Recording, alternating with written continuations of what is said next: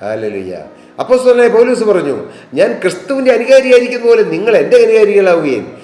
പൗലോസിനെ പിന്തുടരാനല്ല, പൗലോസിൻ്റെ പുറകെ പോകാനല്ല പൗലോസ് പറയുന്നത്. ഞാൻ എങ്ങനെ ക്രിസ്തുവിനെ അനുഗമിച്ചുവോ ഞാൻ അനുഗമിച്ചതുപോലെ തന്നെ നിങ്ങളും ക്രിസ്തുവിനെ അനുഗമിക്കണമെന്നാണ് അതിൻ്റെ യഥാർത്ഥ അർത്ഥം.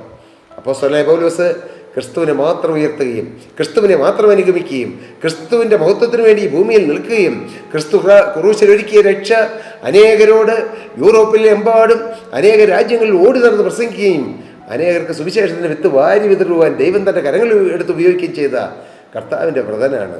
അദ്ദേഹം പറഞ്ഞു, ഞാൻ ക്രിസ്തുവിനെ അനുകാരിക്കായിരിക്കുന്ന പോലെ നിങ്ങൾ എൻ്റെ അനുകാരികളാകുകയും. ഹല്ലേലൂയ. നിങ്ങളും ക്രിസ്തുവിനെ അനുകരിക്കണമെന്ന്. അതേ, നമുക്ക് അനുകരിക്കാൻ ഒരുവനേ ഉള്ളൂ, അനുഗമിക്കാൻ ഒരുവനേ ഉള്ളൂ, ആശ്രയിക്കാൻ ഒരുവനേ ഉള്ളൂ, ആരാധിക്കാൻ ഒരുവനേ ഉള്ളൂ. ഓ ഹല്ലേലൂയ, ഹല്ലേലൂയ. നമുക്ക് ഉയർത്താനും മഹത്വപ്പെടുത്തുവാനും ഒരുവനേ ഉള്ളൂ. ആരാണത്? യേശു ക്രിസ്തു. യേശു എല്ലാവരിലും വലിയവനാണ്. യേശു മോശയേക്കാൾ വലിയവനാണ്. യേശു പ്രവാചകന്മാരെക്കാൾ വലിയവനാണ്. യേശു ദേവാലയത്തെക്കാൾ വലിയവനാണ്. യേശു ദൂതന്മാരെക്കാൾ വലിയവനാണ്. എന്തിന്? യേശു സ്വർഗത്തെക്കാൾ വലിയവനാണ്.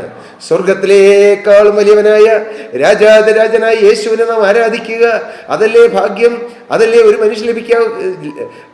മനുഷ്യൻ ലഭിക്കാവുന്ന ഏറ്റവും വലിയ സൗഭാഗ്യം.